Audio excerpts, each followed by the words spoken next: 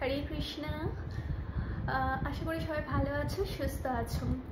আগের দিন আমি আমার অভিজ্ঞতার একটা কথা শেয়ার করেছিলাম বটে তোমাদের সাথে, তবে আজকে আমি তোমাদের সাথে আমারই এক বহু মাস বলবো না, বছর ঘুরে গেল একটি ব্ল্যাক ম্যাজিকের কেস শেয়ার করছি। আচ্ছা, এই কেসটি আমার কাছে যখন এসেছিল তখন রেফারেন্সের মাধ্যমে এসেছিল। একজন হঠাৎ ফোন করে আমাকে বলে যে বনিদি এরকম একটা বাড়ির কেস রয়েছে, তো তারা তোমার সাথে একটু যোগাযোগ করতে চায়, তো যতটা তাড়াতাড়ি সম্ভব তুমি কি যোগাযোগ করতে পারবে। তখন আমি কলকাতার বাইরে ছিলাম যদিও, তা আমি তখন বললাম যে আমি কলকাতা ফিরি, তো আমি তারপরে তাদের সাথে যোগাযোগ করে নিচ্ছি বা তাদেরকে বললো যোগাযোগ করে নিতে। তো তখন আমাকে বললো তাদের বাড়ির অবস্থা এতটাই খারাপ হয়ে গেছে বনিদি, তুমি যতটা পারো তাড়াতাড়ি যোগাযোগ করার চেষ্টা করো। তো আমি বললাম যে বেশ ঠিক আছে। তো যথারীতি কলকাতা যখন ফিরি, তারপরে আমি আমার সেই ক্লায়েন্টকে জানাই যে আমি এরকম কলকাতা ফিরে গেছি, তুমি এবার তাদেরকে যোগাযোগ করতে বলতে পারো আমার সাথে। তো সেই অনুযায়ী দেখলাম হঠাৎ একদিন বৃহস্পতিবার ছিল সেই দিনটি, তো সন্ধেবেলায় 4 জন এলেন, 2 জন ভদ্রলোক 2 জন ভদ্রমহিলা এলেন আমার কাছে। এসে আমাকে বললেন যে আমরা অমুক, তাদের নাম বললেন। আমি যদিও নামগুলো বলছি না, তার কারণ ব্ল্যাক ম্যাজিক বা যে কোনো কেসেই আমি আমার যে কোনো ক্লায়েন্টের নাম বা বাড়ির অ্যাড্রেস এগুলো দিতে পারি না। তাদের অনুমতি তারা যদি কখনো দিয়েও দেয় তাও আমি দিতে পারি না, তবে কারণ অনেক কিছু রেস্ট্রিকশনের ব্যাপার থাকে। তার উপরেও আমি মনে ভাবি যে ব্ল্যাক ম্যাজিক হোক বা যে কোনো কেসই হোক, প্রত্যেকের একটা পার্সোনাল লাইফ যে কোনো বিষয় নিয়ে অতটা কাটাছাড়া না হওয়াটাই যেমন ভালো, তেমন তাদের নাম বা মানে লোকেশন এগুলো নিয়ে আলোচনা না করাটাই আমার কাছে মনে হয় যে ভালো। তো এই কারণের জন্য আমি কোনো নাম উল্লেখ করছি না, তবে যাদের নাম উল্লেখ করলেও তেমন কোনো সমস্যা নেই, তাদের নাম আমি অবশ্যই উল্লেখ করে দেব, কিন্তু আমি কোনো জায়গার নাম বলছি না। তবে এইটুকুনি বলছি যে সেটি কলকাতার মধ্যে, মানে যারা এসেছিলেন আমার কাছে তাদের বাড়ি কলকাতার মধ্যে নয়, কলকাতার আশেপাশে, কিন্তু কলকাতার মধ্যে নয়। কলকাতার থেকে মিনিমাম 1.5 ঘন্টা কি 1.25 ঘন্টার মধ্যে এরকম সময় লাগে। তো তারা বৃহস্পতিবার দিন এরকম সন্ধ্যেবেলায় এলেন। আসার পরে 2 জন ভদ্রলোক এলেন এবং 2 জন ভদ্রমহিলা এলেন। আসার পরে তারা আমাকে বললেন যে আমাদের পারিবারিক কিছু অসুবিধা হচ্ছে, তো একদম বলতে গেলে মাঝগঙ্গায় ডুবে পড়ে আপনার কাছে এসেছি। এর আগে বহু জায়গায় গেছি কিন্তু কোনো জায়গায় কোনো সুরাহা হয়নি, তো শেষ আপনার কাছেই এসেছি।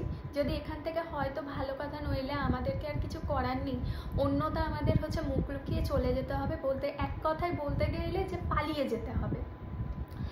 যখন কোনো মহিলা এই কথা বলে তখন তাদের একটা সুর থাকে, এবং এই এতটা হৃদয় ভাঙা যখন কথাগুলো কোনো পুরুষ বলে তখন বুঝে নিতে হয় যে সত্যি এমন কোনো সমস্যা তাদের মধ্যে পেকেছে যেখানে দাঁড়িয়ে তারা স্যালেন্ডার করছে কোনো মানুষ, কোনো অচেনা মানুষের সাথে। আফটারঅল আমি তাদের কাছে একটা অচেনা মানুষ, তারা এখনো পর্যন্ত জানি না আমি ঠিক মতন কাজ করতে পারবো কি পারবো না, তাদের আমি কতটা বুঝতে পারবো কি পারবো না জানি না, তবে অগাধ একটা বিশ্বাস নিয়ে যেহেতু আসে না আমার কাছে, সেহেতু না মানুষ দেখলে বোঝা যায় যে কে কি বলতে চাইছে না চাইছে।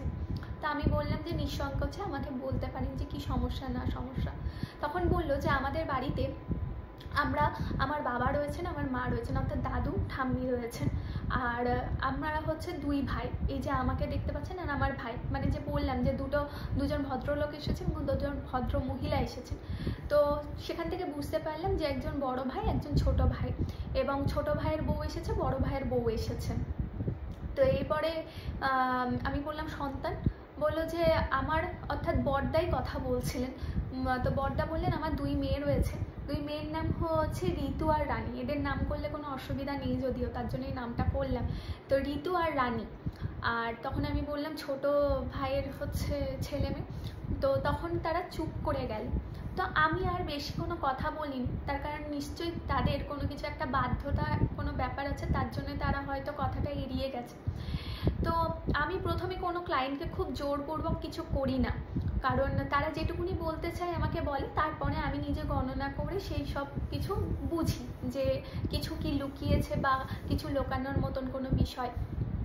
তা আমি বললাম কি হয়েছে বলুন। বললেন আমাদের বহুত বড় একটা ব্যবসার নাম বললো, সোনার ব্যবসা তাদের, এবং বনেদি পরিবার খুব বড় পরিবার, কিন্তু সেই পরিবারটা এখন যেটা হয় আর কি, যে দিনের পর দিন বহু সমস্যা, নানা রকমের পারিবারিক সমস্যা, পৈতৃক সমস্যা বলো, কিংবা হচ্ছে দাদু জেঠুর সম্পত্তি নিয়ে সমস্যা থেকে শুরু করে এখন আলাদা হয়ে গেছে সবাই। এবং তারাও আমাকে এটাই বললো যে আমরা সেপারেশনে চলে এসেছি, কিন্তু আমার হচ্ছে কাকা রয়েছে, জ্যাঠা রয়েছে, কিন্তু আমার বাবা আলাদা হয়ে গেছে। তো আমরা বাড়িতে থাকি বলতে এই কজনই, যে হচ্ছে আমার বাবা মা এবং হচ্ছে আমার 2 মেয়ে এবং আমরা এই 4 জন। তখন আমি বুঝতে পারলাম যে ছোট যে দাদা আছেন তার হচ্ছে হয়তো কোনো সন্তানের কথা যেহেতু বললেন না, সংখ্যাটা আমাকে এরকমভাবে বোঝালেন যে এই কজন থাকি, তখন আমি বুঝতে পারলাম যে কোনো সন্তান হচ্ছে তাদের নেই। তো আমি বললাম যে তারপরে, তো তারা আমাকে বললেন আমাদের সোনার ব্যবসা, নাম বললেন সোনার ব্যবসা। এবার সেই সোনার ব্যবসা যে কোনো ব্র্যান্ড এরকম নয়, কিন্তু যথেষ্ট বড় একটি সোনার দোকান, এবং যে সোনার দোকানের কথা বলছেন সেই চত্বরে সেই সোনার দোকানের খোঁজ খবর তো আমি নিয়েছিলাম, যেটা পরবর্তী ক্ষেত্রে নিয়েছিলাম, আমাকে যেতে হয়েছিল ওখানে তার কারণের জন্য। যথেষ্ট বলতে যথেষ্ট বড়। তো সেই পরিবারের হচ্ছে মানুষেরা এসেছে। তো খুব অবাক করা একটা বিষয় দেখলাম, সোনা ব্যবসায়ীদের দেখবে যে হচ্ছে তাদের অন্তত গলায় হার সোনা, হাতে সোনা তো থাকা দরকার। সেখানে দাঁড়িয়ে বড়দার হাতে শুধু একটা সোনার আংটি ছিল, আর ছোটদার হাতে আর একটা সোনার আংটি ছিল। তা বাদ দিয়ে বাড়ির কোনো মহিলাদের গায়ে কোনো সোনা গয়না ছিল না, বা কোনো কিছুই তেমন ছিল না।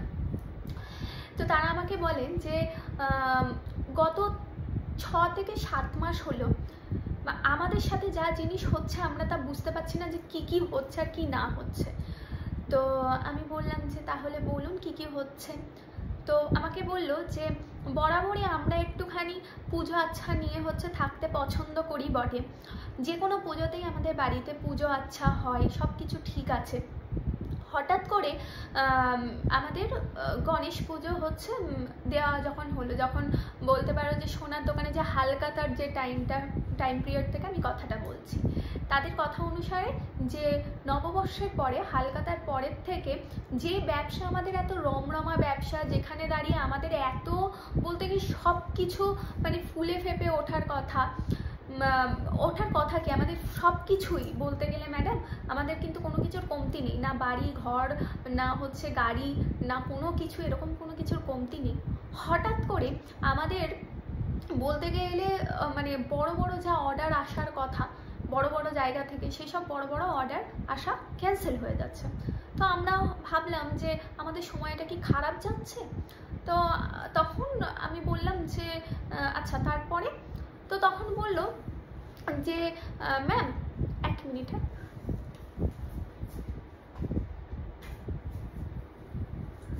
সরি।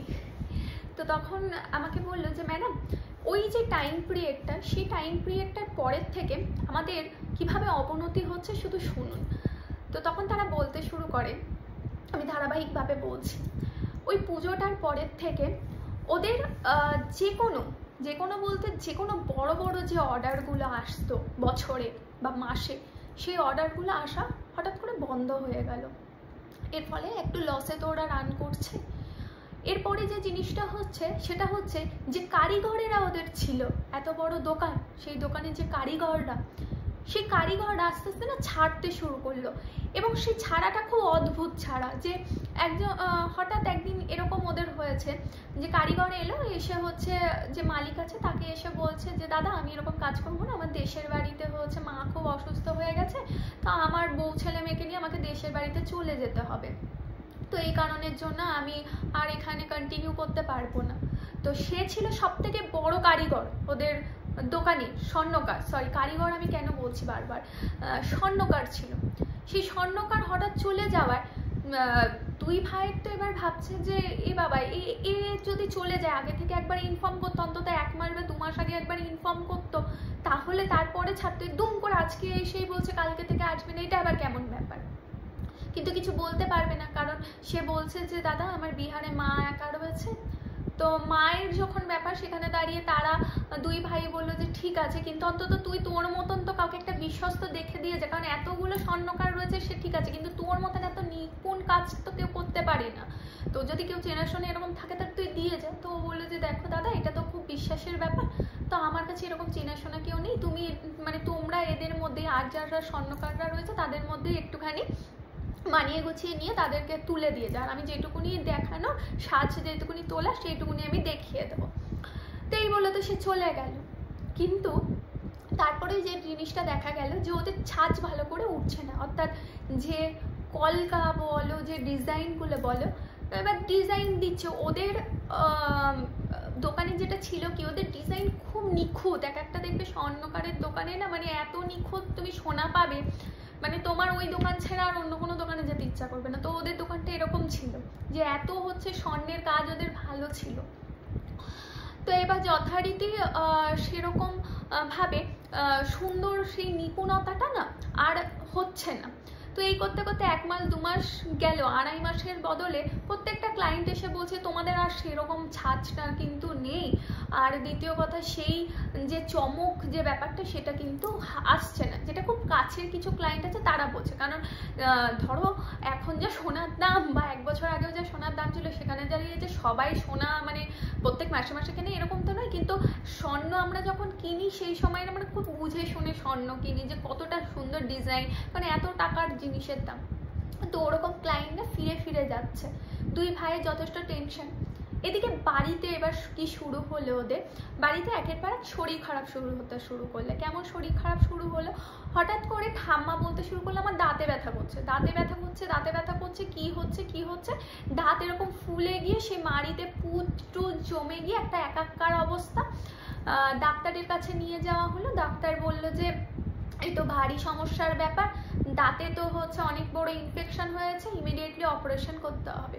তো এবার সবাই ভাবছে যে হচ্ছে দাঁতে যদি ইনফেকশন হয় তাহলে সেটা তো বহু দিন ধরে হবে। তো এবার হচ্ছে যাই হোক সেটা অপারেশন করা হলো।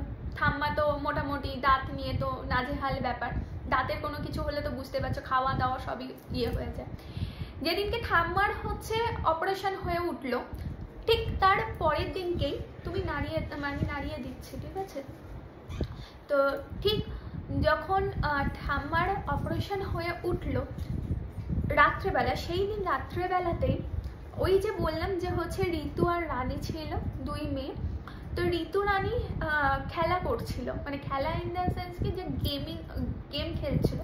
গেম খেলতে খেলতে অনেক সময় দেখবে বেড সুইচ থাকে না আমাদের, তো বেড সুইচের ওখান থেকে ফোনের চার্জে লাগিয়ে ফোনটা নিয়ে খেলা করছিল হচ্ছে ঋতু, বড় মেয়েটা খেলা করছিল, রাইট? বড় মেয়েটা খেলা করতে করতে হঠাৎ করে চার্জের পয়েন্ট থেকে দাম করে একটা আওয়াজ হলো, ওখান থেকে বোঝা গেল যে কারেন্টের কোনো ইস্যু হয়েছে। এবং দুটো মেয়ে এতটাই ভয় পেয়ে যায় যে ওরা খাটের অনেকটা পাশে ছিল, যখন লাফিয়ে উঠেছে। দেখবা কোনো জিনিস কারেন্টের কোনো জিনিস হলে, কোনো কিছু বাস্ট কোনো কিছু হলে আমরা তো একটা কেঁপে উঠি, ঠিক তেমনই 2 বোন যখন হচ্ছে কেঁপে উঠেছে। ছোট বোনটা ধারে ছিল, বললাম বড় বোনও হচ্ছে কাজ করছিল, বড় বোনও হচ্ছে গেম খেলছিল, ছোট বোনও গেম খেলছিল। ছোট বোনটা না আচানক ভাবে এমন বেকায়দা ভাবে হচ্ছে পড়ে গেছে বিছানা থেকে, মানে একটা বিছানা থেকে পড়ে গেলে কতটা লাগতে পারে একটা মানুষের।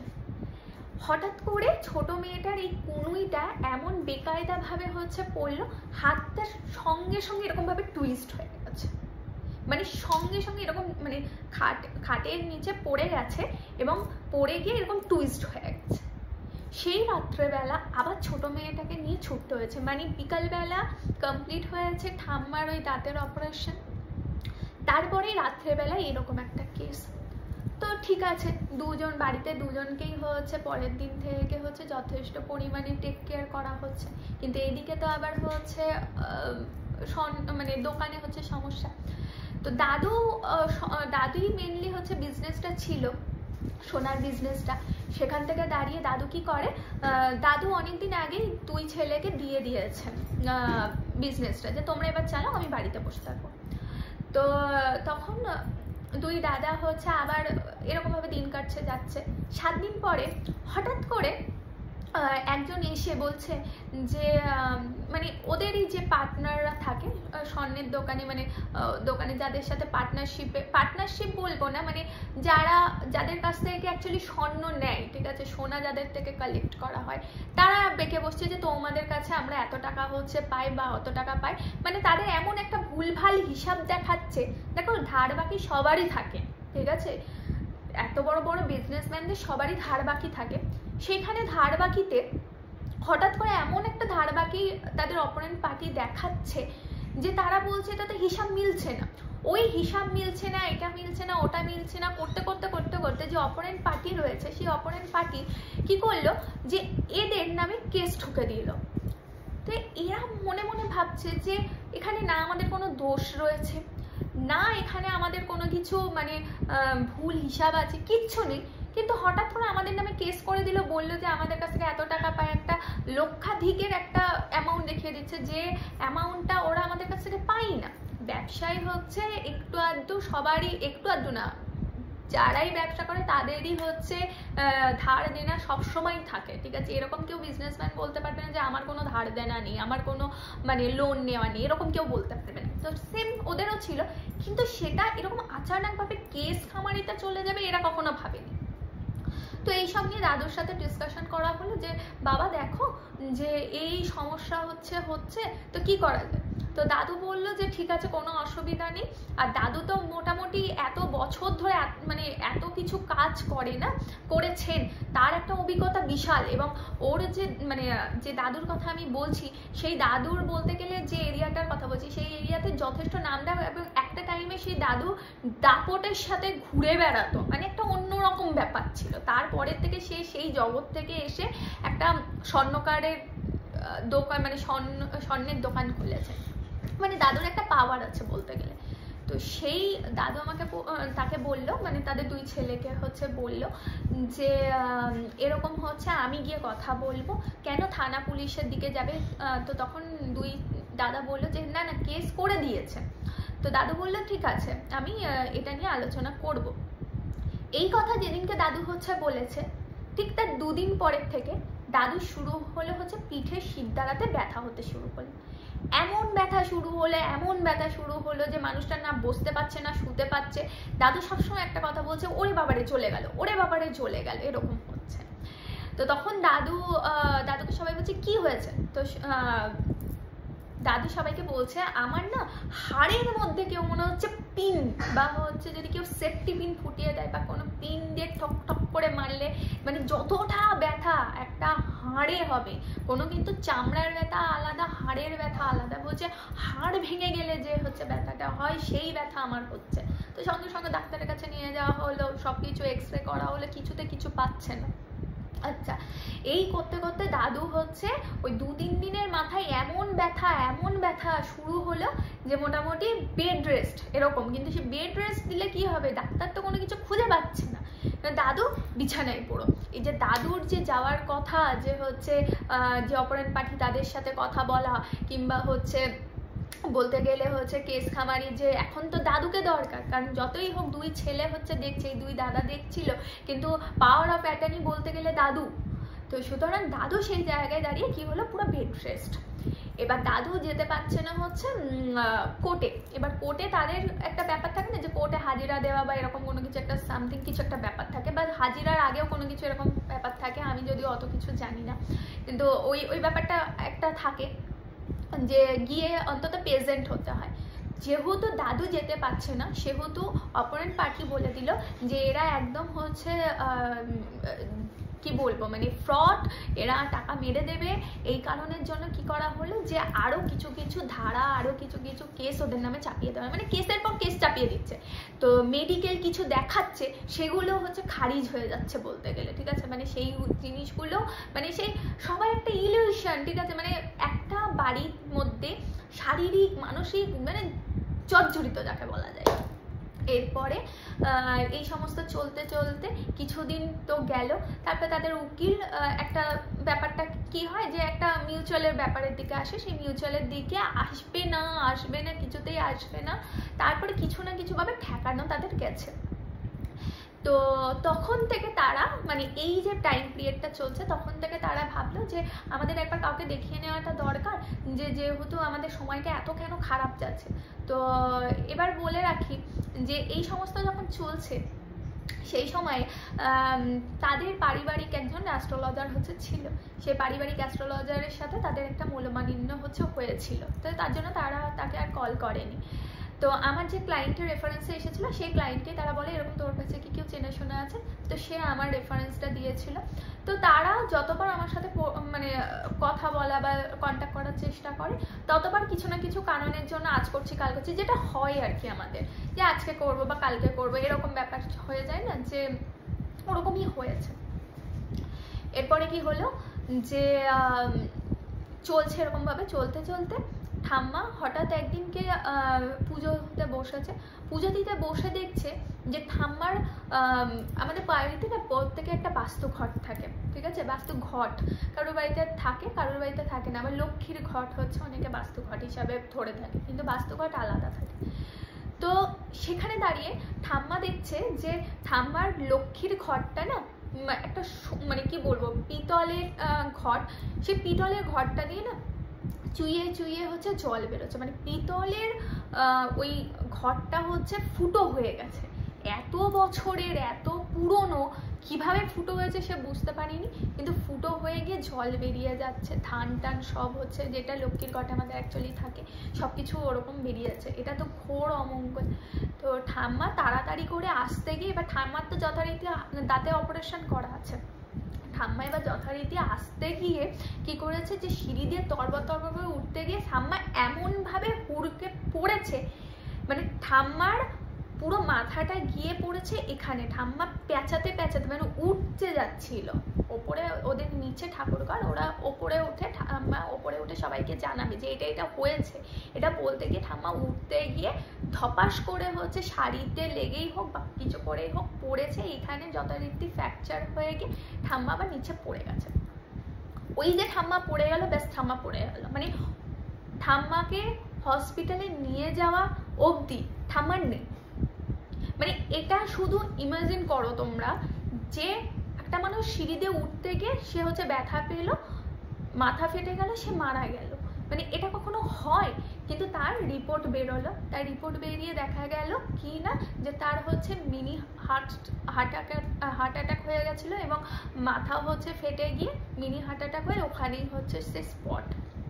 মানে ওরা তখন এটা বুঝলো যে হয়তো মা প্রচন্ড পরিমাণে ওই ঘরটা নিয়ে চিন্তা করেছে, এটা ওটা সেটা, তার জন্য তার মৃত্যুবরণ হয়েছে। খুব অস্বাভাবিক লাগছে না শুনতে? আমিও যখন শুনছিলাম ওদের মুখে না আমারও খুব অস্বাভাবিক লাগছিল। যাই হোক, তো এবার এরা বলছে, এটা বলতে বলতে কি হলো মানে এবার যখন ঠাম্মার কাজ চলছে সেই সময়ে ওদের যে আর একটা যে স্বর্ণকার রয়েছে, মানে মেন স্বর্ণকার তো চলে গেল, আরও যে কটা স্বর্ণকাররা ছিল তাদের মধ্যে না মনোমালিন্য শুরু হয়েছে। মানে স্বর্ণকারের মধ্যে মানে একই তো ঘরের মধ্যে সবাই বসে সোনা বানায়, তো তাদের মধ্যে কোনো কিছু একটা ঝামেলা হয়েছে। সেই ঝামেলা হয়ে গিয়ে কি হয়েছে যে ওদের মধ্যে এমন ঝামেলা বেঁধেছে, সব থেকে ভালো ভালো যে স্বর্ণকাররা ছিল তারা বলছে তোরা থাকলে আমরা কাজ করবো না, আমরা থাকলে তোরা কাজ করতে পারবি না।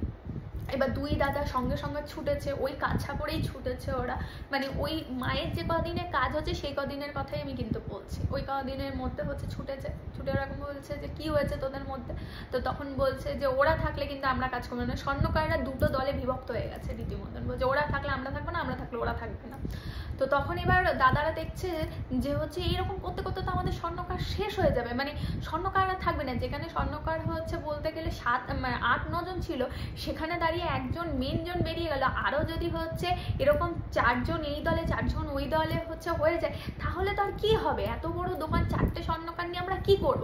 এবং তার মধ্যে আরেকটা কথা বলে রাখি, দাদারা বলেছেন আমাকে যে আমাদের যে নতুন স্বর্ণকার যখন চলে গেল, নতুন বলছি কেন, যখন পুরনো যে স্বর্ণকারটা সব থেকে দক্ষ স্বর্ণকারটা যখন চলে গেল, তারপরে আমরা বহু জায়গায় খোঁজখবর নিয়েছি যে আর কেউ যদি বেস্ট আছে কিনা বা যা কিছুই রয়েছে কিনা, কিন্তু কেউ এসে যোগাযোগ করেনি।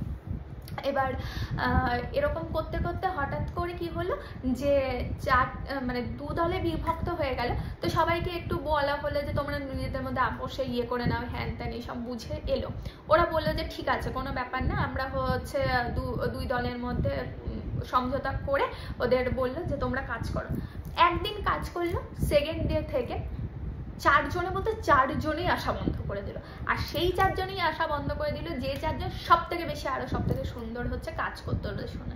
আর যে 4 জন রয়েছে তারাও কাজ করতো, কিন্তু তাদের হাতের অত ভালো কাজ নয়। রাতারাতি বলতে গেলে হচ্ছে মানে দাদু আর 2 দাদার মাথায় কপালে হাত পড়ে গেল যে এটা কি হচ্ছে, কেন হচ্ছে। আচ্ছা, এটা হতে হতেই হঠাৎ করে কি বলে ছোট বউ একদিনকে হচ্ছে তার বরকে বলছে যে শোনো, আপনাদের মনে একটা সুখবর আসতে চলেছে, তা আমার এরকম আমি টেস্ট করিয়েছি, তো এরকম আমার পজিটিভ এসেছে, তো আমরা কনসিভ করেছি। তো এই কথা শোনার পর মানে এত কিছু খারাপের মধ্যে একটা জিনিসই ভালো হলো যে ঠাম্মা হয়তো চলে গেছে, কিন্তু বাড়িতে একটা নতুন অতিথি আসতে চলেছে, এটা ভেবে অনেকের মন একটু শান্ত করলো। এই ঘটনাতে হঠাৎ করে যে বড় বউ ছিল, বড় বউ বললো যে ঠিক আছে ছোট, মানে ছোট বউকে বলছে যে ঠিক আছে ছোট, কোনো হচ্ছে ব্যাপার না, তুই একটা কাজ কর যে তুই এবার রেস্ট করবি, কোনো ইয়ে না। 2 জায়ের মধ্যে প্রচণ্ড মিল ছিল ওদের। আমি যখন আমার কাছে এসেছিলো তখন আমি দেখেছি ওদের 2 জায়ের মধ্যে যথেষ্ট মিল। তো এবার বড়দি যে সে বললো যে ছোট তুই এত বেশি কাজ করতে হবে না, তুই বসে থাক। তো বসে থাক মানে কি, মানে তুই খুব অল্প অল্প কাজ করবি, কিন্তু তোর যখন যেটা লাগবে তুই সেটা আমাকে বলবি, যেহেতু মা নেই এখন সেহেতু তুই আমাকে হচ্ছে সব কিছু বলবি। তো এবার এই কথা শুনে দিন চলছে, দিন যেতে যেতে এবার ওরা আমার সাথে যোগাযোগ করবে। সেই সময়ে হঠাৎ করে যেদিনকে ওরা আমার সাথে যোগাযোগ করবে ঠিক তার আগের দিন মানে ছোট বউটা তিরিক্ষে চিৎকার, মানে তিরিক্ষে চিৎকার যাকে বলা যায়, যে কেন কি জন্য, যে ছোট বউটার ভর সন্ধ্যেবেলা তখন সেই সময় মুড়ি খাচ্ছিল, মুড়ি খাওয়ার পরে ও নিজের ঘরেই মুড়ি খাচ্ছিল। তো হঠাৎ করে চিৎকার করেছে, বলছে যে দিদি, মানে এসে ওরা সবাই দেখছে যে পুরো বিছানাটা ব্লাড হয়ে গেছে। তো সঙ্গে সঙ্গে ওকে যখন নিয়ে যাওয়া হচ্ছে ওয়াশরুমে, সেই সময় ও শুধু ওর দিদির হাতটা চেপে ধরে বলছে যে মানে এতটাই ও প্যানিক হয়ে গেছে যে ও কিছু বলতে পারছে না, ও শুধু এরকম এরকম করছে, মানে হাতটা এরকম মানে না না এরকম করছে, ঠিক আছে। তো আচ্ছা, এবার যখন ওয়াশরুমের দিকে নিয়ে যাচ্ছে, বড় বউটা আমাকে বলছে, এই কথাগুলো ওদের মুখ থেকেই আমার শোনা, বড় বউটা বলছে যে বনিদি আমি মানে নিজে ওকে হাত ধরে এরকম নিয়ে যাচ্ছি, তো আমি পুরো স্পষ্ট এইটুকুনি বুঝলাম যে ছোটকে কেউ পেছন থেকে যদি এরকম ধাপ করে ধাক্কা মারলে যেমন হবে, মানে আমি ধরে আছি কিন্তু পেছন থেকে আমি যাকে ধরে রয়েছি তাকে কেউ একজন এসে যদি সজোরে ধাক্কা মারে, ছোট যেমন মুখ থুবড়ে পড়বে, সেম জিনিসটা হলো যে ছোট না মুখ থুবড়ে হচ্ছে পড়লো। মানে ওরা এখানে হচ্ছে দরজাটা রয়েছে, ওয়াশরুমের দরজাটা এখানে রয়েছে, আর ওরা ধরো এখান দিয়ে হেঁটে হেঁটে যাচ্ছে, ঠিক আছে। তো ঠিক দরজার সামনের মুখটাতে এমন জোরে ওকে ধাক্কা মেরেছে, একটা ধাক্কা অনুভব করেছে যে ছোট বউয়ের মাথাটা গিয়ে পুরো দরজাটা প্রথমে দরজাতে পড়লো। দরজাটার ছিটকিনি খোলা ছিল, অনেকের ওয়াশরুমে দেখবে যে ছিটকিনিটা না খোলা থাকে, ঠিক আছে, ওদেরও ওয়াশরুমের ছিটকিনিটা খোলা ছিল। এরকমভাবে হচ্ছে মাথাটা প্রথমে পড়লো, দরজাটা খুলে গেল, আর মেয়েটা না পুরো ওই দেখবে আমাদের ওয়াশরুমের একটা হচ্ছে ইয়ে করা থাকে না, নিচে যে ব্যাপারটা করা থাকে, ওখানে গিয়ে মেয়েটা থাপ করে হচ্ছে পড়লো। আর ওই ওখান দিয়ে হচ্ছে তাড়াতাড়ি করে কি হলো যে হচ্ছে মেয়েটা করে চিৎকার করে উঠে, আবার তখন হচ্ছে ওর পেন হচ্ছে পুরোপুরি পেন এবার শুরু হলো। সঙ্গে সঙ্গে বাড়িতে তো কেউ ছিল না, ছেলেরা বাড়িতে বাইরে ফোন করা হলো, ফোন করে এরকম বললো যে তাড়াতাড়ি এসো, এরকম অসুবিধা হয়ে গেছে। তো ওরা এবার 2 ভাইয়ে বললো যে আমরা 2 ভাই ছুটেছি, দোকান ফেলে রেখে আমরা স্টাফদের কাছে রেখে দিয়ে আমরা 2 ভাই ছুটেছি। ওরা যে এখন আসতে গেছে, ওদের প্রথম কথা গাড়ি স্টার্ট নিচ্ছে না, গাড়ি যাওয়া স্টার্ট নিল, ঠিক বাড়ির সামনে আসার পথে একটা টোটো এমনভাবে এসেছে, মানে যেখানে দাঁড়িয়ে ওদের কোনো ভুল হওয়ার না, কোথা থেকে একটা আচানক টোটো এসেছে, হয়তো টোটোটাও জোরে আসছিল, ওদের গাড়ি নিয়েও জোরে আসছিল, টোটোটাকে এমন মার মারলো, ঠিক আছে, মানে দুটো গাড়ির মধ্যে এমন সংঘর্ষ হলো, টোটো চালকটা পুরো ছিটকে গিয়ে হচ্ছে পড়েছে, ঠিক আছে, মানে ভাই পড়ে গেছে।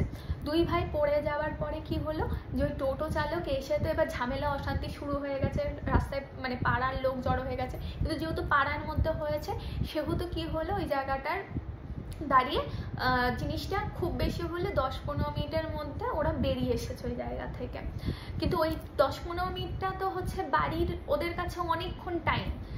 তো এবার এই হতে হতে মেয়েটা সেন্সলেস হয়ে গেছে, মানে ছোট বউ সেন্সলেস হয়ে গেছে। তো বাড়িতে যতক্ষণে ওরা এসেছে দুই ভাইয়ে, ততক্ষণে হচ্ছে দেখছে সব কিছুই বলতে গেলে মানে ওই যেটা হয় আর কি, যে সেন্সলেস হয়ে গেছে, ওকে ধরে সবাই হচ্ছে হসপিটালে নিয়ে যাচ্ছে। হসপিটালে ধরে নিয়ে যেতে যেতে চলে গেছে। তো তখন হসপিটাল থেকে ও আর কিছু বলেনি কাউকে যে আমার সাথে এটা হয়েছে, শুধু ওকে জিজ্ঞাসা করছে, ওর বর জিজ্ঞাসা করলো যে তোমার সাথে কি হয়েছে, বা হচ্ছে তোমার এরকম ব্লিডিং স্টার্ট হয়ে গেল কেন।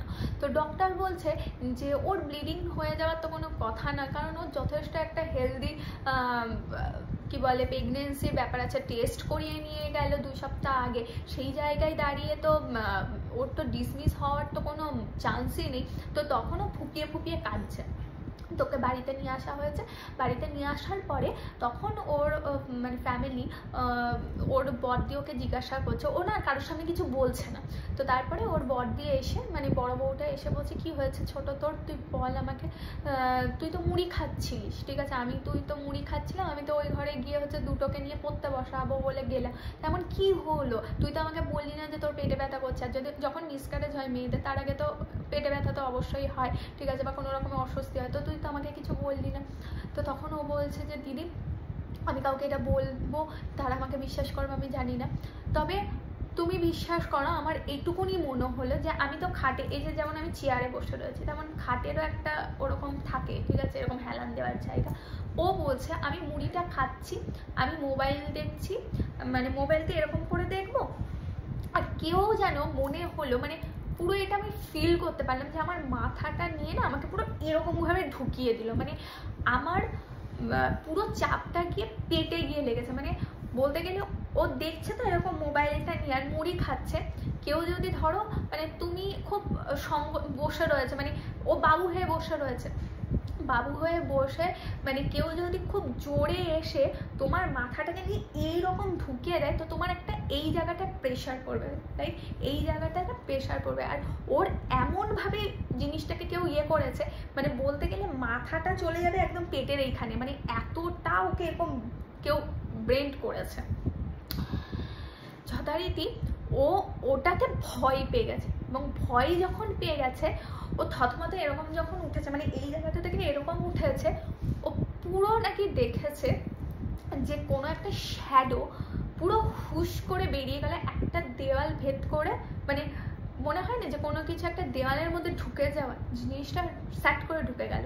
আর ওটা যখনই ও দেখেছে তারপরে তো ও ফিল করছে যে আমার মনে হচ্ছে যে ব্লিডিং স্টার্ট হয়ে গেছে, ও তখন চিৎকার করেছে। দেখো আমি একটা কথা বলে রাখি যে যে কোনো প্যারানর্মাল কেস বলো কিংবা যে কোনো কেসে, ঠিক আছে, খুব মারাত্মক মারাত্মক জিনিসগুলো না, মানে এটা দেখতে পাওয়া, ওটা সাদা শাড়ি লাল পাড় হ্যান ত্যান, এই জিনিসগুলোকে না আমি নিজে একজন প্যারানর্মাল কেস ইনভেস্টিগেটর হয়ে বলছি, যারা এসব বলে না যে এই রকম জিনিস দেখেছে ওই রকম জিনিস দেখেছে, ওগুলো ভুল কথা। অতক্ষণ ধরে বা অত মিনিট ধরে কখনো কিছু ফিল করা সম্ভব নয়, তাহলে সে পাগল হয়ে যাবে। যেমন কোনো শুভ শক্তি তুমি হচ্ছে মানে মিনিটের পর মিনিট দেখতে পারবে না, তেমন কোনো অশুভ জিনিসও তুমি মিনিটের পর মিনিট দেখতে পারবে না, তুমি পাগল হয়ে যাবে, তুমি অস্থির হয়ে যাবে। তো কিছু কিছু জিনিসটা আমাদের সেকেন্ডে ফিল করতে হয়, এবং আমরা সেই সময় ফিল করতেও পারি না, আমরা তার পরে মুহূর্তে ফিল করতে পারি, ঠিক আছে। তো এই যে মেয়েটা এরকম দেখলো, ওর যথারীতি এটা দেখলো, এইটুকুনি কথাই ওর বাড়িতে বলতে পারছে না এই কারণের জন্য যে সবাই ওকে বিশ্বাস করবে কি করবে না। তো এইটা শুনলো, তো তখন ওর বড় যা বললো যে ঠিক আছে তুই চুপ করে যা, আমরা যার সাথে যোগাযোগ করবো বলে ভাবলাম, তো আমরা তার সাথে সঙ্গে সঙ্গেই যোগাযোগ করব। তো তখন মেয়েটা যেহেতু হচ্ছে ওর ব্লিডিং যেহেতু চলছিল, ওই টাইমের মধ্যে ওদের মানে বাড়িতে বলো কিংবা দোকানে বলো বহু সমস্যা, মানে কারুর লাগছে, কারুর এই হচ্ছে, কারুর হয়েছে। ও তার মধ্যে আর একটা জিনিস হয়েছে, ওই যে কটার দিন, সেই কটার দিনে আমাকে ফোন করেছিল, ওই টাইমটাতেই আমাকে ফোন করেছিল যে এরকম হচ্ছে আমরা আসবো। তখন আমি বলেছিলাম যে আমি কলকাতার বাইরে রয়েছি। আর ঠিক ওই টাইমের পরে যে বড়দা একদিনকে হচ্ছে আমাদের কলকাতায় হচ্ছে এসেছিল। তো বড়দার কথা অনুসারে যে বড়দা কলকাতায় এসেছে, বড়দা কলকাতায় এসে একটা মিটিংয়ে এসেছে, সেই মিটিং করে বড়দার মোটামুটি 7,63,000 টাকা মতন চোট হয়ে গেছে, একদম চোখের নিমেষে চোট হয়ে গেছে। সেখানেও একটা অনেক বড় ধাক্কা। তো বলতে গেলে ওদের ওই টাইম পিরিয়ডটা যে কি চলেছে, মানে ওরা আমাকে যখন বলছিল ওদের মুখ চোখ পুরো ছোট হয়ে গেছিল এরকম। তো এগুলো সব শুনলাম, যে আমাকে বললো এই যে আমরা এসেছি, এখনও যেহেতু হচ্ছে ওর ব্লিডিং স্টপ হয়ে গেছে, ওর পুরো ক্লিয়ার হয়ে গেছে, ডক্টর বলে দিয়েছে হ্যাঁ ও ক্লিয়ার হয়ে গেছে, তারপরে আমরা এসেছি। তো এবার আপনি বলুন যে আর কী করা যায়। তো আমি পুরো জিনিসটা শুনলাম, পুরো জিনিসটা শুনে আমি এইটুকুনি বললাম যে এই ঘটনা আপনাদের কতদিন ধরে? বলছে এই যে চলছে 6 থেকে 7 মাস। বললাম, আমি বললাম আচ্ছা ঠিক আছে। তা আমি একটা কাজ করবো, আপনাদের বাড়ির একটা রিডিং করবো, মানে বাস্তু প্রেডিকশন একটা করবো, আর ওভারঅল আর একটা প্রেডিকশন আপনাকে করতে হবে, আমাকে একটু দেখতে হবে। তো তখন ওরা বললো যে আপনি দেখুন, কোনো অসুবিধা নেই। তো আমি তাদেরকে বলে দিয়েছিলাম, আমার কাছে যারা হচ্ছে আসে বাস্তু প্রেডিকশন করতে, তাদেরকে আমি বলি যে ধুলো নিয়ে আসতে, বাড়ির মাটি ধুলো নিয়ে আসতে। তো তারা নিয়ে এসেছিলেন। তো এবার নিয়ে আসার পরে আমি বললাম যে ঠিক আছে। তারা বৃহস্পতিবার এসেছিল, আমি বললাম শুক্রবারই আমি অফ থাকি। শনিবার দিনকে আমি সেই ধুলো দেখলাম। সেই ধুলো দেখার পরে তো যথারীতি আমার মাথায় মানে চোখ কপালে উঠে যাওয়ার জোগাড়। তো সঙ্গে সঙ্গে আমি তাদেরকে ফোন করে বললাম যে আমি যাব আপনাদের ওখানে। তো এই কথা শুনে তো তারা যথেষ্ট বলতে গেলে খুশি হলো। আমি বুঝলাম যে আপনি আসবেন, আপনাকে তো বলেছিলাম আগেই হচ্ছে আসতে, তাহলে আপনি প্রথমেই দেখে নিতে পারতেন। আমি সব জায়গায় একটাই কথা বলি, বা আমার যারা ক্লায়েন্ট আছে তারা জানে যে আমি হুটহাট করে কোনো জায়গায় যাই না, আগে আমি নিজে দেখি, যদি খুব বড় সমস্যা থাকে তাহলেই আমি হচ্ছে যাই। তা আমি বললাম যে ঠিক আছে আমি এরকম যাব। তো সেই অনুযায়ী একটা ডেট ফিক্সড করে আমি সেই জায়গায় হচ্ছে গেলাম। প্রথম আমি যেটা বললাম যে আমি প্রথম যাব যে আপনার দোকানে, ঠিক আছে, তারপরে আমি আপনার বাড়িতে যাব। তো যখন দোকানে গেলাম, তো দোকান আমি পুরো ঘুরলাম, দোকান দেখলাম। তো যা যা বুঝলাম তাতে আমি তাদেরকে বললাম আপনি আপনার বাড়িতে চলুন, আমি আপনার বাড়িতে কথা বলবো। তো সেই সব হচ্ছে বলে সারা জায়গায় আমি ঘুরলাম, ওনার পুরো দোকানটা হচ্ছে ঘুরলাম, ক্যাশ বক্সের কাছে হচ্ছে গেলাম, সব কিছু ঠিক আছে। এরপরে আমি তাদের বাড়িতে গিয়ে হচ্ছে উঠলাম। যখন বাড়িও দেখলাম, বাড়ি দেখার পরে তাদেরকে তখন আমি বললাম যে আপনাদের যে হালকাতা হয়েছিল, তো সেই ঠাকুর কে দিয়েছিল আপনাদেরকে, বা আপনারা কি নতুন কোনো বাড়িতে ঠাকুর প্রতিষ্ঠা করেছেন? তো তখন তারা আমাকে বললেন যে হ্যাঁ আমরা হচ্ছে নতুন ঠাকুরই নিয়ে আসি, লক্ষ্মী গণেশ তো আমাদের নিয়ে আসতে হয়, কিন্তু বাড়িতে কিন্তু কোনো ঠাকুর এরকম আমরা নিয়ে আসিনি। তো তখন আমি বললাম যে আপনারা আগে কোন অ্যাস্ট্রোলজার বা গুণিন বা কোন সাধকের কাছে যেতেন, তারা আপনাকে কোনো জিনিস দিয়েছেন কি? তো তারা আমাকে বললো যে না, তার সাথে আমাদের সম্পর্ক খুবই খারাপ। তো আমি বললাম যে কেমন সম্পর্ক, কি জন্য খারাপ আমাকে বলুন। তো তখন বললো যে আমাদের যে অ্যাস্ট্রোলজার রয়েছে, বাড়ির যে অ্যাস্ট্রোলজার, সেই অ্যাস্ট্রোলজার বলেছেন যে উনি আমাদের দোকানে হচ্ছে বসবেন। মানে দেখবে যে স্বর্ণকারের দোকানে হচ্ছে, মানে সোনার দোকানে অ্যাস্ট্রোলজাররা বসে, কিন্তু এদের দোকানে কিন্তু কোনো অ্যাস্ট্রোলজাররা বসে না, ঠিক আছে। মানে এরা পছন্দ করে না ঠিক সেরকম না, বাট এদের ব্যাপারটাই এরকম যে না, শুধু সোনারই দোকান, ওর দরকার নেই হচ্ছে অ্যাস্ট্রোলজার, কোনো অ্যাস্ট্রোলজার বসানোর বা কোনো কিছু, ঠিক আছে। তো সেই স্বর্ণকার বহুবার বলেছিল যে আমি এরকম বসতে চাই, ঠিক আছে, এমনিতেও তোমাদের তো আমি ফ্যামিলি অ্যাস্ট্রোলজারই, তো সেই জায়গা থেকে হচ্ছে আমি চাই যে আমি বসি, ঠিক আছে, যাতে তোমাদেরও লাভ, তোমরাও হচ্ছে পাথর রাখতে পারবে, তোমাদেরও বিক্রি বাটনা ভালো হবে, আমারও একটা ব্যাপার হয়ে যাবে। তো তারা তখন দাদু নিজে বারণ করেছিল যে না, দরকার নেই। তো সেই অনুযায়ী দুই দাদা বলে দেয় যে না, এখন এই মুহূর্তে না, আমরা যদি কখনো ইয়ে করি তো তখন ভেবে দেখবো। তো তারপরেই হচ্ছে চলে আসে, যেহেতু নববর্ষ চলে আসে, তো তারপরের থেকে আর ওনার সাথে আমাদের যোগাযোগ নেই। এবং উনি নববর্ষের দিন, তার আগের দিন এসেছিলেন, কিন্তু নববর্ষের দিন আর আসেনি। তা আমি বললাম যে নববর্ষের আগের দিন কেন উনি এসেছিলেন? তখন বললো যে জানি না, হঠাৎ করে উনি হচ্ছে লক্ষ্মীনারায়ণটা আমাদেরকে মানে সরি গণেশ আর লক্ষ্মী মাকে উনিই হচ্ছে দিলেন, হিসাব মতন তো আমাদের টাকায় কেনা, কিন্তু উনি এত সুন্দরভাবে হচ্ছে দিলেন যে কারণের জন্য আমরা আর হচ্ছে মানে কি বলবো মানে ফেরাতে পারলাম না, ওনাকে আমরা কিছুটা মূল্য ধরে দিয়েছি, তো উনি দিয়েছেন। তো এবার আমি বলছি যে ঠিক আছে দোকানেই কি রয়েছে, বলছে হ্যাঁ। আমি বললাম ঠিক আছে আমাকে আর একবার দোকানে নিয়ে চলুন। মানে ভাবো আমি একবার দোকান থেকে ঘুরে এসেছি, তারপরে আবার বাড়িতে এসেছি, তারপরে আবার ওদের দোকানে আমি নিয়ে যেতে বলছি। তো ওরা আমাকে বলছে যে ঠিক আছে। এবার দোকানে আমি গেলাম, দোকানে গিয়ে আমি বলছি যে দেখবে যে লক্ষ্মী গণেশকে না ওপরে রাখা হয় একটুখানি, ঠিক আছে, প্রত্যেকের দোকানে একটু ওপরে রাখা হয়, মানে পুজো টুজো হয়ে গেল দিয়ে ওপরে রেখে দেয়। তা আমি বললাম যে নামান। তো ওরা তো আমার মুখের দিকে যথারীতি তাকাচ্ছে যে হ্যাঁ এই আবার কী রে বাবা, ঠিক আছে কেমন গুণী এলো রে বাবা, বা কেমন সাধিকা এলো যে হঠাৎ করে ঠাকুর নামাতে বলছে। আমি বললাম নামান নামান, যে দুটো ঠাকুরকেই নামান। তো যখন লক্ষ্মী মাকে দেখলাম তো দেখে কিছু মনে হলো না, যে তারপরে আবার হচ্ছে গণেশ ঠাকুরটাকে দেখলাম যে হচ্ছে গণেশ ঠাকুরটাও ঠিক আছে।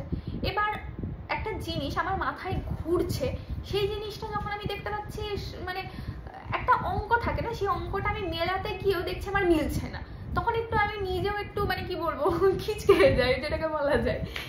তো এবার আমি বললাম যে ঠিক আছে। তা আমি একটু দেখছি খুঁজছি, আমি যেটা অ্যাকচুয়ালি খোঁজার চেষ্টা করছি সেটা আমি পাচ্ছি না বলে আমি বেশি খুঁজে যাচ্ছি।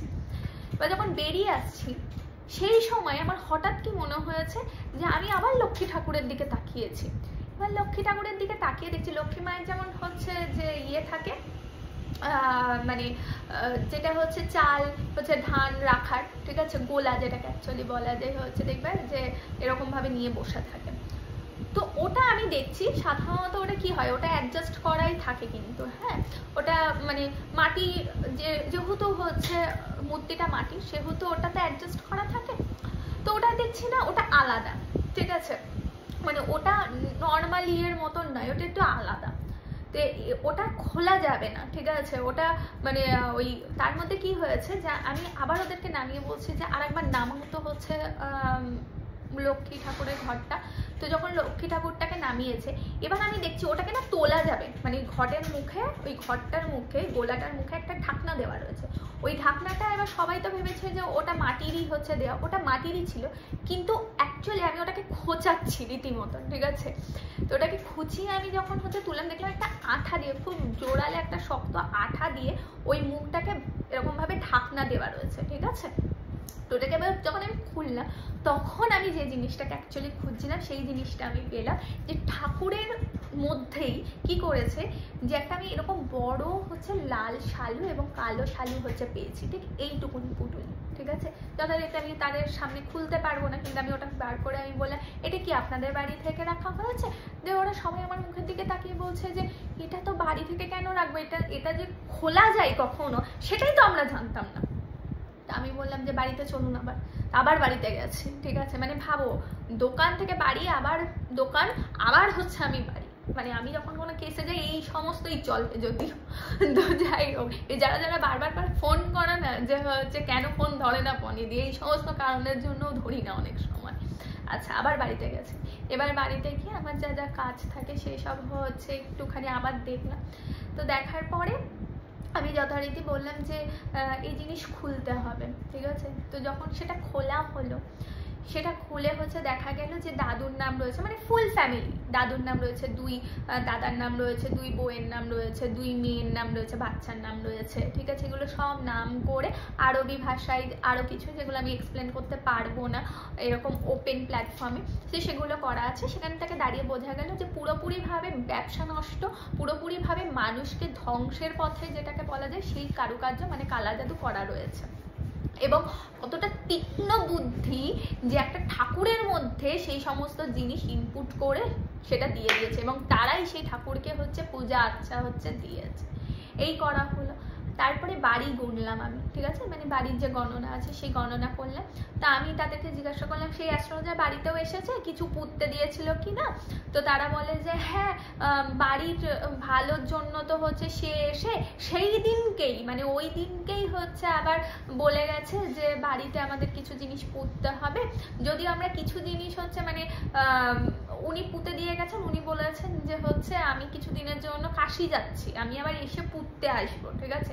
যদিও 6 থেকে 7 মাস হয়ে গেল, এখনো পর্যন্ত তার দেখা মিলছে না, তার বাড়িতে আমরা যাইনি, খোঁজ খবরটা নিচ্ছি না, কিন্তু তিনি নাকি কাশি গেছেন। আমি বললাম আচ্ছা কোথায় কি পুঁতেছে একটু দেখাও। তো দেখলাম একটা আম গাছের নিচে হচ্ছে কিছু পুঁতেছে, কি পুঁতেছে সেটা আমি আর বললাম না, কিন্তু যে জিনিসটা এদেরকে দিয়ে পুঁততে দিয়েছে সেই জিনিসটা এদের ভালোর জন্য না, সেটাও বাড়ি নষ্ট করার জন্য। আচ্ছা, তা আমি বললাম এগুলো আপনারা কেন পুঁতেছেন? বলছে ওই যে ফ্যামিলি অ্যাস্ট্রোলজার যা কিছু বলেছে তা হচ্ছে করেছি।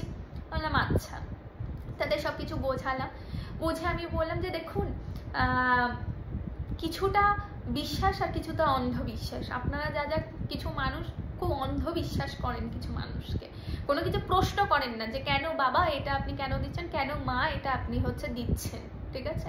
আপনারা মানে বিশ্বাসই করেন কিন্তু কোনো কিছু প্রশ্ন করেন না। কেন প্রশ্ন কেন করেন না আপনারা?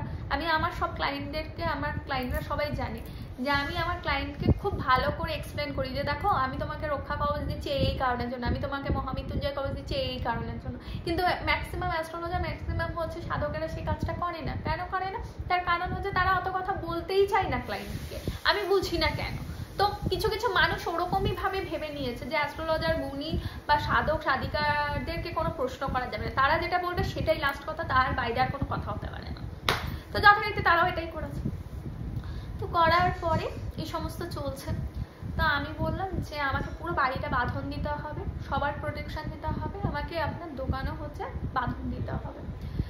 তো সেই সমস্ত কাজের জন্য আমি বাড়িতে এলাম, যথারীতি একটা দিনক্ষণ বললাম তাদেরকে, দিনক্ষণ বলার পরে আমি যা কিছু আমার যা করে দেওয়ার দরকার সেই সমস্ত করে দিলাম। করে দেওয়ার পরে আমি বললাম যে এবার আপনি আপনার অ্যাস্ট্রোলজার হচ্ছে যে ফ্যামিলি অ্যাস্ট্রোলজার আছে তাকে ফোন করে শুধু একটা কথাই হচ্ছে বলুন যে হ্যাঁ আমি আপনাকে না বসতে দেবো, মানে বসতে দেবো, দেখুন যে আপনাকে সে কি কি কথা বলে, একটা পরীক্ষা করুন। উনি আপনাদেরকে দেখবেন বলবেন যে না আমি বসবো না, কারণ যে জায়গা তিনি নিজে নষ্ট করেছেন সেই জায়গায় উনি আর বসতে চাইবেন না, ঠিক আছে। তো যথারীতি আমার কথা শুনে তাকে ফোন করে বললো যে হ্যালো এরকম আমরা ভাবছি যে এবার আপনি বসুন আমাদের দোকানে। তো তখন ওই পাশ থেকে সেই অ্যাস্ট্রোলজার বলছে না না তোমাদের দোকানের এখন বেচা কেনা তেমন নেই, তোমাদের এখন অবস্থা অনেক খারাপ, আমি এখন ওই সব দোকানে হচ্ছে তোমাদের দোকানে বসবো না, আমি এখন এখানে হচ্ছে বসি না তেমন, আমি বাইরেই হচ্ছে কাজ টাজ হচ্ছে করি। তো তখন ওরা দুই দাদার মধ্যে কোন একটা দাদা বলছে যে আপনি যখন এখানে নেই তাহলে আপনি জানলেন কি করে যে আমাদের হচ্ছে বাড়িতে সমস্যা হচ্ছে, দোকানে হচ্ছে আমাদের বিক্রি বাকরা হচ্ছে না, এটা আপনি কি করে জানলেন? তখন বলছে যে না আমি খবর নিই, সবার থেকেই খবর নিই। তো তখন ওই দুই দাদা এত রেগে গেছে, তখন দুই দাদা বলছে যে আপনি যে কত বড় মানে জালিয়াত, আপনি যে কত বড় নিষ্ঠুর সেটা আমরা জেনে গেছি, আমরা এরকম কাজ করিয়ে নিয়েছি। তখন উনি বলছে হ্যাঁ কি কাজ করে নিয়েছে? তখন ওই দাদারা বলছে আপনি যে এরকম জিনিস মা লক্ষ্মী দিয়েছিলেন আর গণেশজিকে দিয়েছেন, তা মা লক্ষ্মীর মধ্যে আপনি ওইগুলো কেন লিখেছিলেন, আমাদের নাম কেন লিখে দিয়েছিলেন, ওই চিরকুটের মধ্যে আরবি ভাষায় এগুলো কি লেখেছিল, আমরা সব ট্রান্সলেশন করেছি, করে এরকম হচ্ছে আমরা দেখতে পেয়েছি। তখন উনি থতমত খেয়ে ফোন রেখে দিয়েছে। রেখে দেওয়ার পরে তখন বড় বউকে ফোন করেছে, বড় বউকে ফোন করে বলছে হ্যাঁ তোমাদের বাড়ি থেকে কোনো ইয়ে নেই, এত বছর ধরে তোমাদের আমি ভালো করলাম, হ্যান করলাম ত্যান করলাম, কিন্তু তোমরা হচ্ছে এরকম আমার নামে বদনাম করলে, আমাকে এটা করেছো আমাকে ওটা করেছো, তোমাদের কোনোদিন ভালো হবে না। তখন বড় বউটা আবার উল্টে বলছে যে ভালো আপনার কোনোদিনও হবে না, ঠিক আছে, আপনি যা যা কাণ্ড কারখানা করেছেন তাতে আপনার কোনোদিন ভালো হবে না। এই কথা যখন বলেছে তখন দেখছে বাড়ির লোক মানে বউদেরকেও হচ্ছে কবজা করতে পারছে না। তখন কি করেছে ওই লোক ফোন করেছে, তখন আমাকে আবার ওরা ফোন করে বলছে যে দিদি সবই তো বুঝলাম, তো এইসব হবে ঠিক হবে। আমি বললাম দেখো এত মাসের সমস্যা, এক মাসে তো কখনো সমস্যা সমাধান হবে না, তবে ঠিক হয়ে যাবে, তোমরা একটু ধৈর্য ধরো, 1.5 মাস 2 মাস একটু ধৈর্য রাখো, ঠিক হয়ে যাবে। আর দ্বিতীয়ত হচ্ছে উনি তোমাদের উপর খুব বাজে একটা ব্ল্যাক ম্যাজিক করেছিল, এবং যে ইয়েটাকে কি বলে হচ্ছে ব্ল্যাক ম্যাজিকে যে কোনো যে তন্ত্র করেছিল সেই তন্ত্রের মাধ্যমে কিছু তো নেগেটিভিটি পাঠাতে হবে। তো তোমাদের বাড়িতে যে নতুন ভূমিষ্ঠ হচ্ছিল তার ওপর দিয়ে সব থেকে বড় ফাড়া গেছে, এবং তোমার মায়ের ওপর দিয়েও সেই বড় হচ্ছে ফাড়া গেছে। তো সেই জায়গায় দাঁড়িয়ে আর এরপরে থেকে কিছু হবে না, যেহেতু বাড়ি বাঁধিয়ে দিলাম, সব কিছু ঠিক করে দিলাম।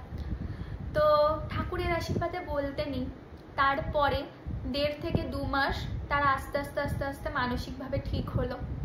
আর ঠিক তার 3-4 মাস পরে তাদের ব্যবসা যতটা পড়ে গেছিলো আস্তে আস্তে উঠতে শুরু করলো। এবং খুব অদ্ভুত ব্যাপার, ওরা আমার কাছে এসেছিল, তার 3-4 মাস পরে এসেছিল এবং যথেষ্ট মিষ্টি টিষ্টি নিয়ে এসেছিল। এসে আমাকে বললো যে দিদি, এটা একটা অবাক করা বিষয়, যে কারিগর সর্বপ্রথম চলে গেছিল, যে বলেছিল তার মায়ের শরীর খারাপ, বিহারে সমস্যা, সে হচ্ছে মানে তার মা সুস্থ হয়নি, মারা গেছে, কিন্তু তার সেখানে এমন অসুবিধা হয়েছে, তার আবার সেই স্বর্ণকারের যে কাকা জ্যাঠারা ছিল তাদের নিয়ে এত সমস্যা হয়েছে যে ওরা সেই স্বর্ণকার ঠিক করেছে যে না, আমার এখানে কোনো দরকার নেই, আমি আমার জায়গায় চলে যাই, তো আমাকে আপনারা কি কাজে রাখবেন দাদা? তো তখন ওরা বলছে হ্যাঁ, কেন রাখবো না, অবশ্যই রাখবো। তো আমার মেন কারিগর ফিরে এসেছে এবং ঠাকুরের আশীর্বাদে এই 3-4 মাসে আমার যে কটা মানে কারিগর চলে গেছিল তারা হয়তো আসেনি, কিন্তু তাদের থেকেও ভালো ভালো কারিগর আমার কাছে হচ্ছে এসেছে, মানে স্বর্ণকার আমার কাছে এসেছে। এবং আমার যে মানে কেস খামারি এগুলো, তারা এখন আমার সাথে পোলাইটভাবে কথা বলছে আমাদের সাথে। হয়তো কেস খামারি এখনো চলবে, কারণ করতে তো বেশি সময় লাগে না, কিন্তু উঠতে সময় লাগে, তো সেগুলো মিটমাট হয়ে যাবে দিদি, আমরা খুব খুশি। তবে মাঝখান থেকে আমার মাটা চলে গেল। তো আমি বললাম যে তার একটা নিয়তি ছিল, কিন্তু তালিকাটা আলাদা হয়ে গেছিল, তার হয়তো ওইটুকুনি হচ্ছে জীবন বা আয়ু ছিল, কিন্তু একটা খুব খারাপ ফেজের মধ্যে দিয়ে তারা কাটিয়েছে। তো এটা হচ্ছে একটা ব্ল্যাক ম্যাজিকের হচ্ছে কেস। এই কেসটা হয়তো অনেকের কাছে নর্মাল লাগতে পারে, কিন্তু অ্যাকচুয়ালি যারা ফিল করতে পারলো তারা বুঝতে পারবে। এইখানে যে কোনো ব্ল্যাক ম্যাজিকে তোমরা ওই ভূত দেখার মতন জিনিসটা পাবে না, কিন্তু কিছু মর্মান্তিক জিনিস দেখতে পারবে বা শুনতে পারবে, যেগুলোতে না মানে রুহু কেঁপে যাওয়া বলে না, তো সেই রুহুগুলো কেঁপে যাবে। তো এটা ছিল আজকের কেস। কেমন তোমাদের লাগলো আমাকে বলবে। এটা বহুদিনের কেস, এটা 1 বছর আগেকার কেস যদিও। তো এখন তারা যথেষ্ট ঠিকঠাক রয়েছে। এখন আনফর্চুনেটলি আমি তাদের ফ্যামিলি অ্যাস্ট্রোলজার হয়ে গেছি। এনিওয়েজ, আমি ছোট ভাই এবং ছোট যে বউ ছিল তাদেরকে বলেছি যে 2026-এ তারা যেন হচ্ছে বেবি হচ্ছে নেয়, তার কারণ 2025টা তাদের জন্য বেবি নেওয়ার সময়, এই বছরে নয়, যে কারণের জন্য আমি তাদেরকে বলেছি 2026-এ তোমরা ট্রাই করবে এবং বেবি চলে আসবে। তো এটা ছিল আজকের কেস। তো কেমন লাগলো জানিও, ভালো থেকো, সুস্থ থেকো।